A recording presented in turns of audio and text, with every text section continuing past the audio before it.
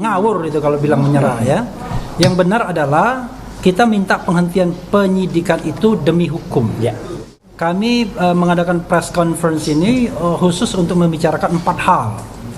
Yang pertama adalah nanti kita akan bicarakan mengenai mispersepsi, salah arti seolah-olah RRT menyerah. Enggak, ngawur itu kalau bilang menyerah ya.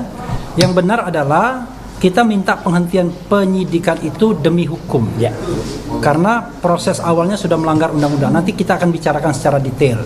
Yang kedua, Dr. Tifa menemukan spesimen yang berbeda antara yang di press conference-kan Tipidum, Brigjen Johandani pada tanggal 22 Mei dengan apa yang diberikan ke Bonatua Silalahi salah satunya setelah dia memenangkan gugatan di Komisi Informasi Pusat.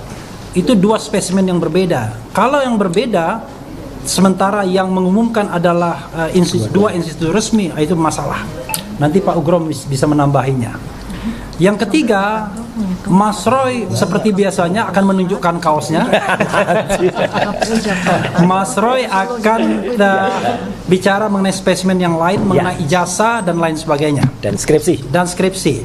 Jadi 3. Nah yang keempat, kita mau spill rencana CLS, Citizen Lawsuit yang dilakukan oleh purnawirawan TNI.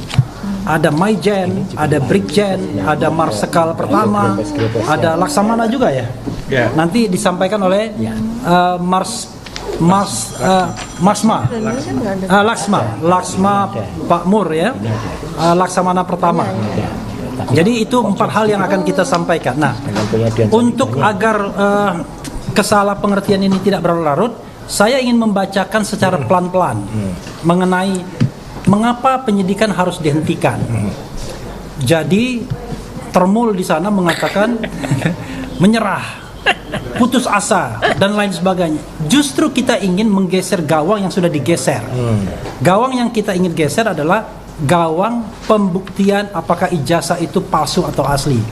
Bukan pembuktian apakah Roy Suryo, Dr. Tifa, Risman melakukan pencemaran nama baik atau tidak, ujaran kebencian atau tidak, fitnah atau tidak.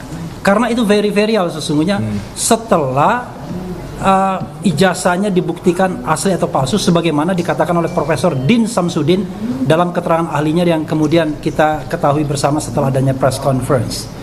Jadi kawan-kawan semua, di dalam KUHP yang baru itu ada pasal 24 ayat 2 huruf C dan huruf G Undang-Undang Nomor 20 Tahun 2025 tentang Kitab Undang-Undang Hukum Acara Pidana.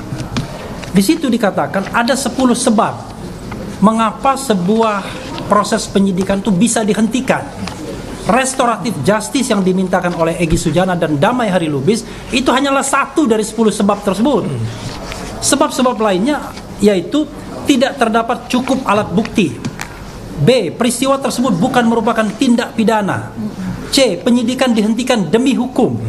D. Terdapat putusan pengadilan yang telah memperoleh kekuatan hukum tetap terhadap tersangka atas perkara yang sama. E. Kadaluarsa. F. Tersangka meninggal dunia. G. Ditariknya pengaduan pada tindak pidana aduan. H. Tercapainya penyelesaian perkara melalui mekanisme keadilan restoratif. Itu cuma 1 saja. I. Tersangka membayar maksimum pidana denda atas tindak pidana yang hanya diancam dengan pidana denda paling banyak kategori 2, itu 50 juta ya. Tersangka membayar maksimum pidana denda kategori 4 atas tindak pidana yang diancam dengan pidana penjara paling lama 1 tahun atau pidana denda paling banyak kategori 3, ya kira-kira 200 juta ya.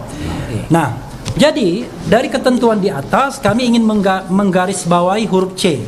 Huruf C di atas mengatakan penyidikan dihentikan demi hukum.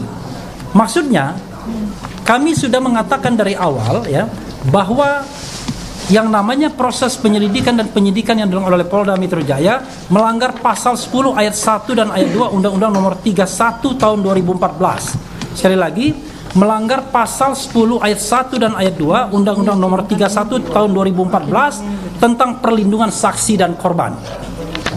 Saya bacakan biar jelas. Pasal 10 ayat 1. Saksi, korban, saksi pelaku dan atau pelapor tidak dapat dituntut secara hukum baik pidana maupun perdata atas kesaksian dan atau laporan yang akan, sedang atau telah diberikannya, kecuali kesaksian atau laporan tersebut diberikan tidak dengan itikat baik. 2. Dalam hal terdapat tuntutan hukum terhadap saksi, korban, saksi, pelaku dan atau pelapor atas kesaksian dan atau laporan yang akan, sedang atau telah diberikan, tuntutan hukum tersebut wajib ditunda hingga kasus yang ia laporkan atau ia berikan kesaksian telah diputus oleh pengadilan dan memperoleh kekuatan hukum tetap. Jadi kawan-kawan semua, secara de facto Roy, Rismond dan Dr. Tifa adalah saksi dalam kasus yang dilaporkan TPUA. Jadi dilaporkan TPUA pada tanggal 9 Desember 2024 berdasarkan surat TPUA tanggal 30 Juni 2025 yang ditandatangani oleh Wakil Presiden TPUA Rizal Fadila. Ini suratnya, ya. Jadi suratnya saya bacakan. Kepada yang ini tim pembela ulama dan aktivis, kopnya. Kemudian kepada yang terhormat penyidik perkara pemalsuan surat dokumen dalam kurung surat pengaduan adanya temuan publik dan berbagai lembaga media sosial sebagai bentuk notoire feitan cacat hukum ijazah S1 oleh Jokowi oleh TPUA oleh tim atau POA tim pembela ulama dan aktivis perihal pengajuan sebagai saksi.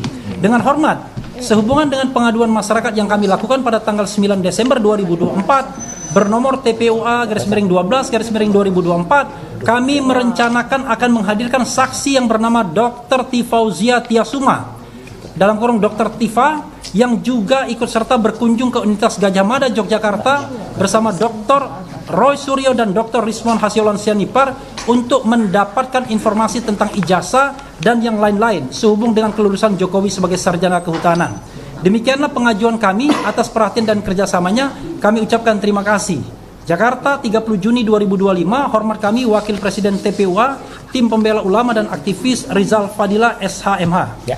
Ditandatangani. Siap. Jadi jelas di sini bahwa RRT Roy, Rismond dan Dr. Tifa bertindak sebagai saksi dalam gelar perkara khusus yang diadakan pada tanggal 9 Juli 2025. Karena itu dia masuk dalam perlindungan dalam Undang-Undang Saksi dan Korban, perlindungan saksi dan korban, yaitu pasal 10 yang sebagaimana yang sudah saya sebutkan tadi. Oke, dengan demikian penyelidikan dan penyidikan terhadap laporan Jokowi tanggal 30 April 2025 bertentangan dengan pasal 10 ayat 1 dan ayat 2 Undang-Undang tentang perlindungan saksi dan korban. Jadi bertentangan dengan undang-undang. Kemudian, tapi orang mengatakan, tetapi bukankah kasus yang dilaporkan TPOA sudah dihentikan penyelidikannya? Kan begitu ya? Terhadap hal tersebut perlu dikemukakan dua hal penting.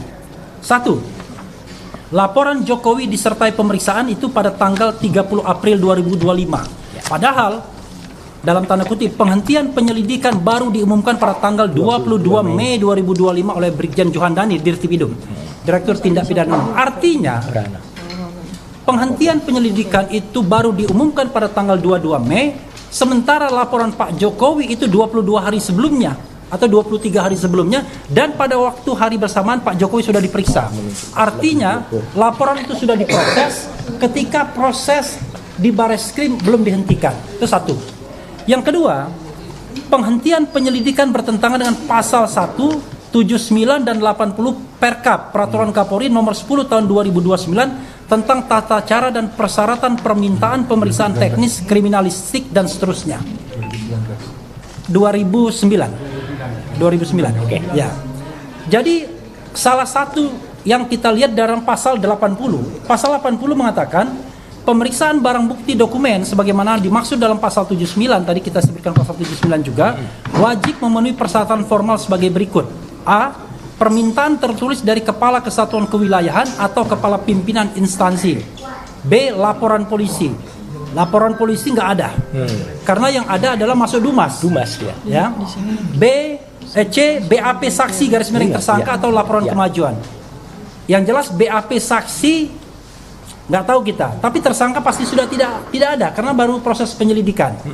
Laporan kemajuan kita tidak tahu. Tapi D ini yang paling penting. Berita acara pengambilan, penyitaan dan pembungkusan barang bukti nggak ada. Sama sekali nggak ada. Kemudian autentikasi dokumen pembanding nggak ada juga. Jadi kita mengatakan bahwa apa yang dilakukan oleh Bareskrim ya atau Dirtipidum itu melanggar undang-undang dan melanggar peraturan Kapolri terutama. Sehingga cacat hukum sesungguhnya proses penghentian penyelidikan tersebut. Oke. Dan kita perlu ketahui pasal 1 angka 16 Undang-Undang Nomor 8 tahun 1981 yang dijadikan dasar pada waktu itu sebelum ada KUHP yang baru, penyitaan adalah serangkaian tindakan penyidik untuk mengambil alih dan atau menyimpan di bawah penguasaannya benda bergerak atau tidak bergerak, berwujud atau tidak berwujud untuk kepentingan pembuktian dalam penyidikan, penuntutan dan peradilan. Jadi sekali lagi, kalau kita bicara berita acara penyitaan pasti tidak ada, karena penyitaan hanya dalam proses penyidikan. Ya, penyidikan, penuntutan dan peradilan. Kemudian itu alasan pertama, alasan demi hukum. Kemudian ya, mengenai alasan kedua ya, dapat dikemukakan fakta bahwa SP3ES dan DHL berdasarkan pasal 79 ayat 4 KUHP bahwa pencabutan laporan atau pengaduan hanya dapat dilakukan setelah pelaku memenuhi seluruh kesepakatan sebagaimana dimaksud pada ayat 2. Dengan diterbitkannya SP3 bagi Egy Sujana dan DHL, artinya laporan polisi LP sudah dicabut. Karena karena laporan polisi ES dan DHL sudah dicabut, maka otomatis LP itu gugur secara keseluruhan karena tersangka lain dalam nomor LP yang sama. Jadi kawan-kawan semua, yang dilaporkan memang delik aduan, tetapi Pak Ugro mengatakan ini kan peristiwa pidananya sesungguhnya, dan kemudian penyidik cari-cari pasal. Tidak hanya pasal delik aduan yang disangkakan, tapi juga delik pidana umum. Tapi intinya adalah ketika semua itu dicabut dengan keluarnya SP3 Egy Sujana dan DHL, maka sesungguhnya artinya tercerabut semua terhadap 6 tersangka lainnya. Maka konsekuensinya proses penyelidikan dan penyidikan sudah tidak ada dasar hukumnya lagi karena sudah dicabut. Jadi itulah dua alasan mengapa kemudian kami meminta penghentian penyidikan.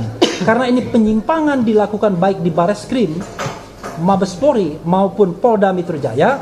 Surat kami ajukan ke Inspektur Pengawasan Umum setingkat Komjen Wahyu Widada. Begitu kawan-kawan semua.